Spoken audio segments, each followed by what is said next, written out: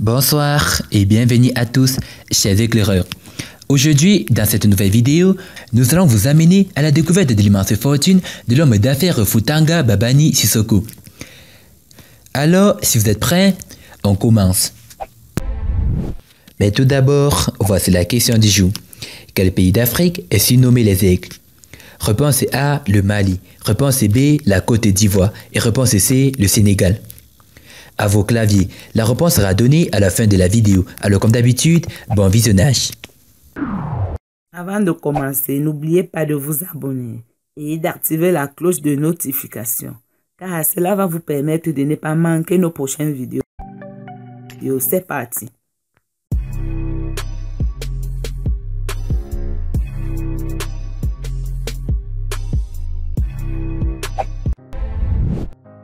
Un jour d'août 1995, Futanga Babani Sissoko entre dans le siège de la Banque islamique de Dubaï et demande un prêt destiné à l'achat d'une voiture. Le directeur de la banque accepte. Sissoko l'invite à dîner chez lui. Et c'est le début de l'un des cas d'abus de confiance les plus étonnants de tous les temps. Selon Brigitte Schaeffer, grand reporter de la BBC, auteur d'une enquête consacrée à l'homme d'affaires malien.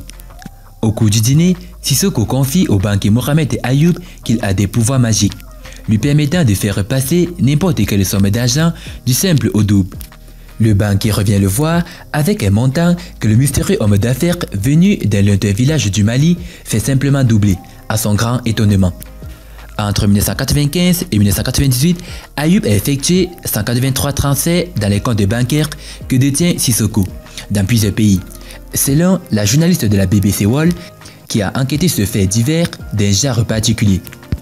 En novembre 1995, quelques semaines seulement après sa rencontre avec Mohamed Ayoub, le ressortissant malien se rend dans une banque new-yorkaise, où il ouvre un compte.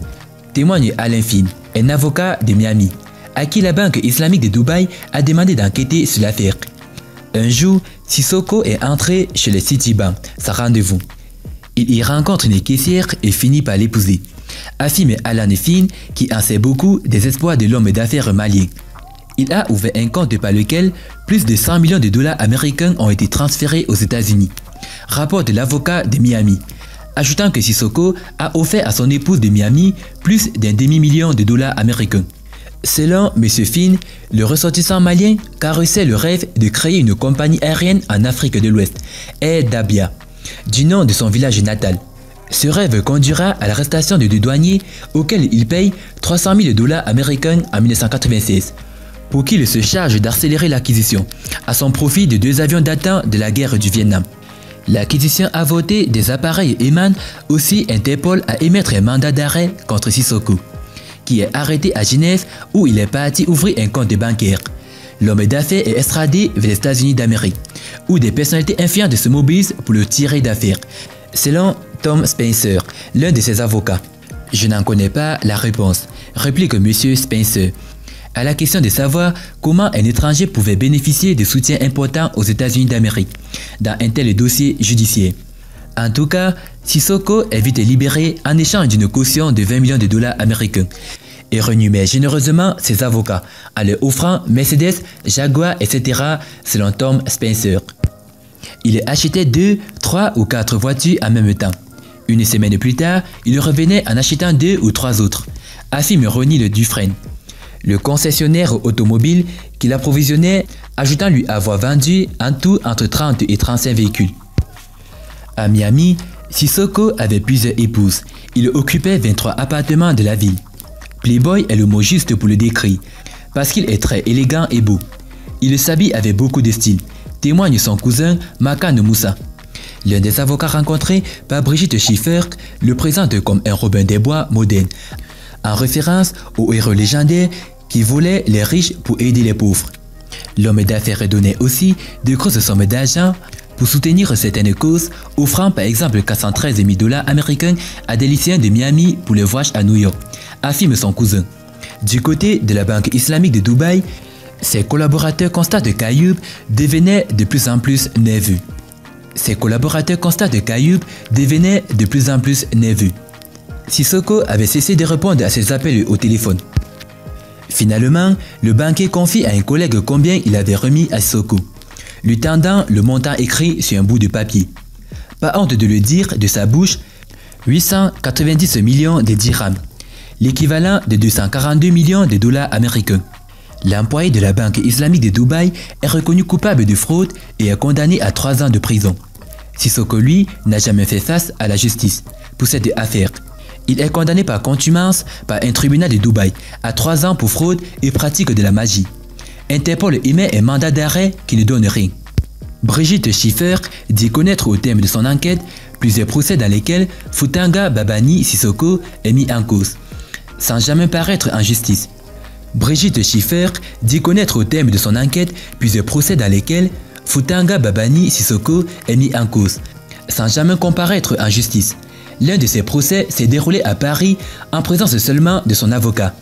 Rentré au Mali après une longue pérégrination, Sissoko s'est fait élire député pendant 12 ans, entre 2002 et 2014, ce qui le mettait à l'abri d'éventuelles poursuites judiciaires.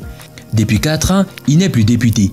Mais le Mali n'a pas signé de traité d'extradition avec un autre pays. Il n'est donc pas inquiété. Je ne suis pas riche. Avec lui, on peut s'attendre à beaucoup de cadeaux. Il aime beaucoup aider les gens. Témoigne son ancien chauffeur que la journaliste de la BBC a rencontré à Bamako, au Mali, dans le cadre de son enquête. C'est quelqu'un qui donne toujours de l'espoir aux gens, ajoute son ancien chauffeur. Un orfèvre rencontré à Bamako ne tarit pas d'éloges à l'évocation de l'homme d'affaires. À Dabia, son village où l'a rencontré Brigitte Schiffer, avec l'aide de l'orfèvre, Sissoko est entouré de plusieurs gardes du corps, tous armés. Je m'appelle Futanga Babani Sissoko. Le jour où je suis né, tous les villages de la contrée ont pris feu. Se souvient l'homme âgé maintenant de 70 ans, affirmant que sa fortune équivalait à un moment donné les 400 millions de dollars américains. Qu'en est-il de l'argent reçu de la Banque islamique de Dubaï? Madame, c'est une histoire un peu folle. Les messieurs de la banque devraient expliquer comment ils ont perdu tout cet argent.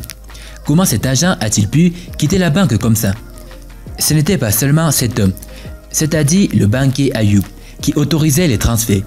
Quand la banque transfère de l'argent, ce n'est pas seulement une personne qui le fait. Il faut plusieurs personnes pour faire cela, répond-il. Sissoko Futanga dit, Babani recourrait-il à la magie noire pour flouer ses partenaires en affaires? Madame, si une personne avait ce genre de pouvoir, pourquoi devrait-elle travailler? Si vous avez ce genre de pouvoir, vous pouvez rester là où vous êtes et dépouiller toutes les banques du monde. Aux États-Unis d'Amérique, en France, en Allemagne, partout, dira-t-il. Je ne suis plus riche, je suis pauvre, poursuit l'ancien homme d'affaires, recherché pendant 20 ans par Interpol, sans jamais comparaître en justice pour cette affaire. Et concernant la question, la réponse est le Mali. Félicitations à tous ceux qui ont trouvé la bonne réponse. C'était l'un des hommes les plus riches du Mali. Si vous avez aimé la vidéo, n'oubliez pas de liker au maximum et de la partager à vos amis. Et n'oubliez pas de vous abonner sur la chaîne. A plus sur une prochaine vidéo. Bye bye.